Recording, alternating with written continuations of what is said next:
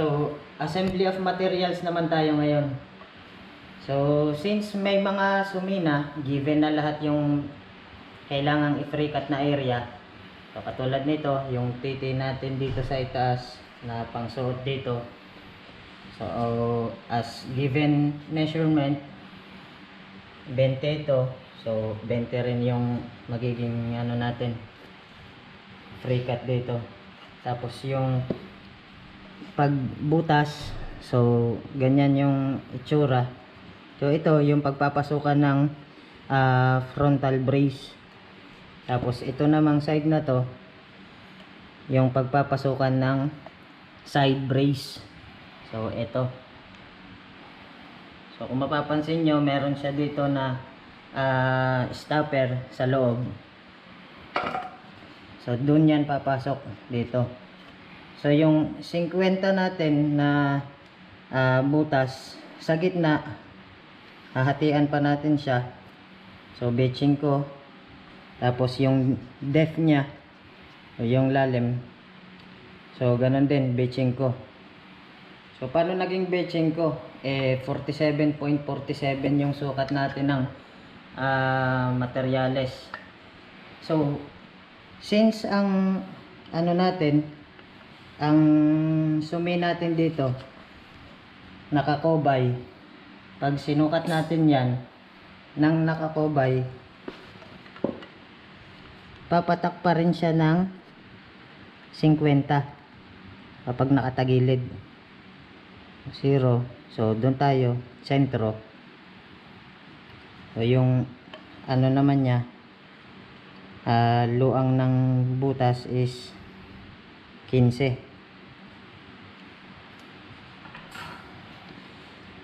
So as per material, so assemble lang natin. So ito, hindi ko muna agad to ipapasok, kasi pag ganyan na siya, nakapasok na siyang ganyan, yan dito sa loob, nakaganyan na siya, ganito na magiging itsura niya sa taas. So sisikip, mahirap magpasok, kasi kung ganito ipapasok mo siya lahat, magiging clog dito sa gitna, mahihirapan tayo, kailangan niyang ibuka. So ang ginawa ko, ito muna yung pagdidikitin ko, itong dalawa dito, yan yung sa frontal, dalawang front, pinagdikit ng frontal brace, tapos frontal pit. Ito munang dalawa yung ipapasok ko, ganyan, kasi itong likod, yung pinakalikod na paa, isasalpak lang naman siya dito eh. So pag sinalpak natin tong titi na butas papunta sa unahan, ito sasalpak lang din siya dyan.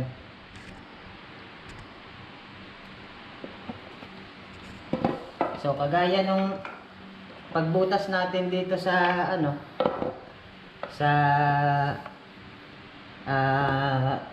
paa ng silya natin, yung pagbutas natin dito, yung trajectory din ng pagpapasukan ng pinaka freecut natin or ng titi, kung mapapansin nyo, ganyan yung ano, trajectory.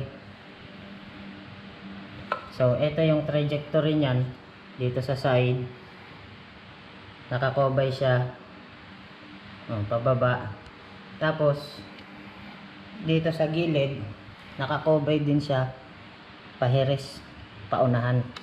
So ito yung front, nakahilig siya palabas, tapos dito nakahilig siya pauna, kaya ganyan yung magiging trajectory ng butas natin. So parehas yan, ito nakahilig siya, so nakahilig yan siya dito palabas, at ito naman nakahilig paunahan. So ganyan yung kalalabasan ng butas natin.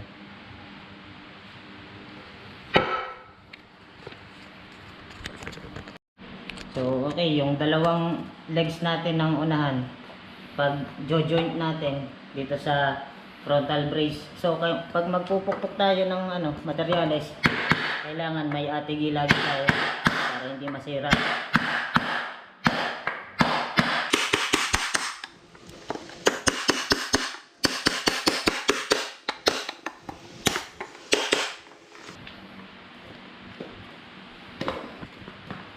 Kailangan lang natin i-secure saka check na fit talaga yung lapat niya. Hindi na tayo mahirapan mamaya. So, ganyan na yung magiging itsura niya. Ganyan.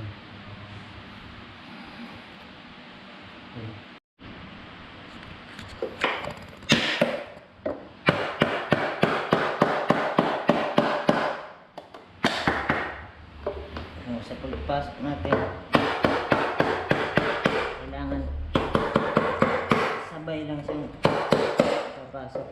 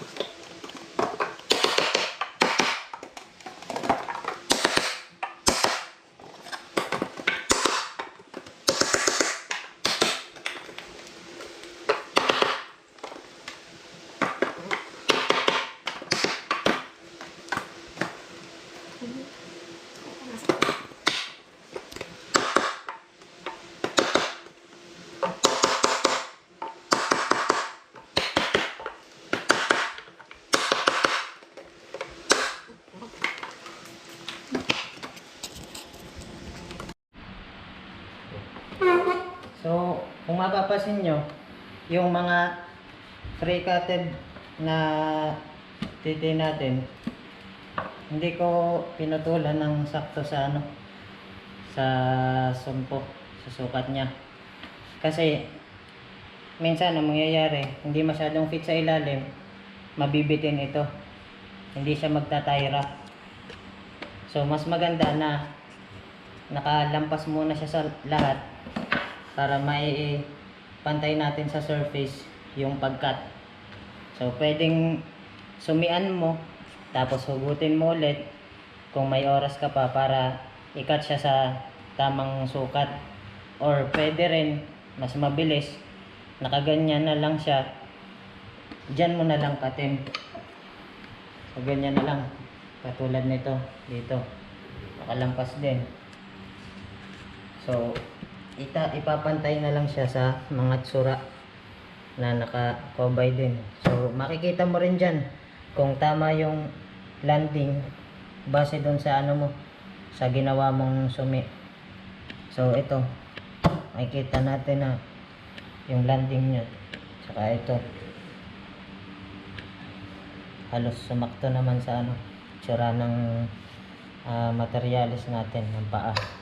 So dito sa bandang unahan, itong dalawang ito, gaya ng nandoon sa zoom in natin, lampas to ng Rocco Miri.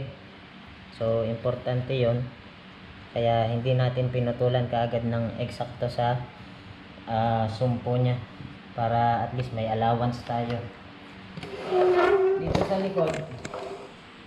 So pag naputol natin dito, na-flat na natin sa tsura, base dun sa sa zoom in natin, yung brace dito sa likod, dito siya nakapantay sa guhit na ito, sa pinakababang guhit dyan sa kanto, sa sulok nito. So dyan siya naka-align. So pag ilagay natin dito siya banda. So ganyan yung magiging orientation niya dito sa natin. So nandiyan dyan siya, nakapantay yung ilalim na to. Yan, ito dito sa sumina yan, mag-i-eksakto yan dapat dyan. Itong dalawang sentro na guhit natin, magpapanama yan kung i-eskwala natin dito. Sakto dapat. Ganon din dito sa gitna natin sa top base, sa pinakataas natin na materyales, magpapanama din dapat siya. So hindi na natin elaborate pa yung lahat ng pagkat. So alam niya na naman yung dapat gawin. Sana nakatulong. That's it.